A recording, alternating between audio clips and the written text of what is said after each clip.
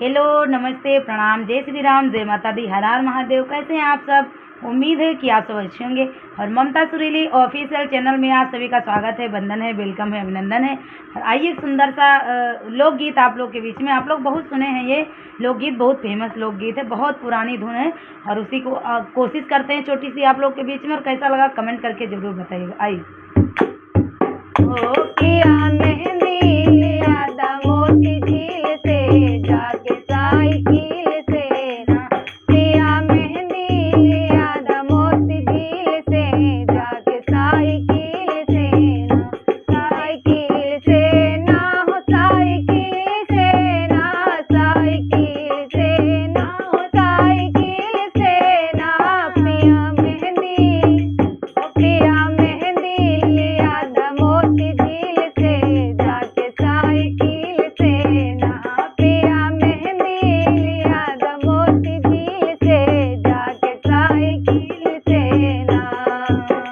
ओ पिया मेहंदी लिया दा छोटी ननद से पिसवा दा पिया मेहंदी लिया दा छोटी ननद से पिसवा दा छोटी ननद से पिसवा दा छोटी ननद से पिसवा दा छोटी ननद से पिसवा दा छोटी ननद से पिसवा दा हमरे हथवा में लगवा दा कांटा कील से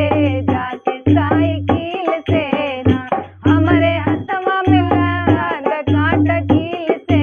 जाके साइकिल से ना पिया मेहंदी लिया दा मोती झील से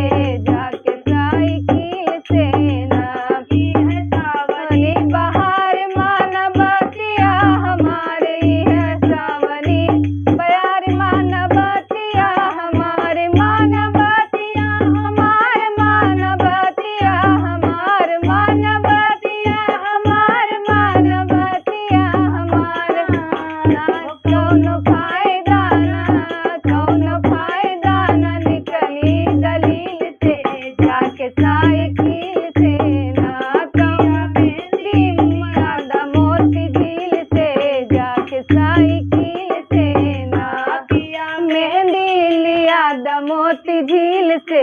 जाके साइकिल से ना पकड़ ले बेईमान चाहे हो जाई चलान पकड़ ले बागवान चाहे हो जाई चलान चाहे हो जाई चलान चाहे हो जाई चलान चाहे हो जाई चलान चाहे हो जाई चलान तो के लड़के छोड़ा ले वकील से जाके साइकिल से ना तो के लड़के छोड़ा ले वकील से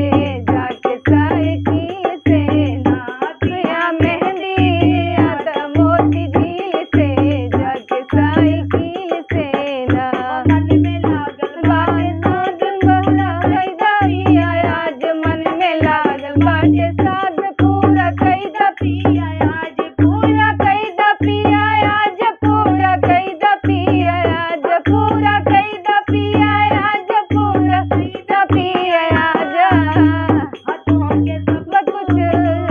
तो के सब कुछ निछावर कैली दिल से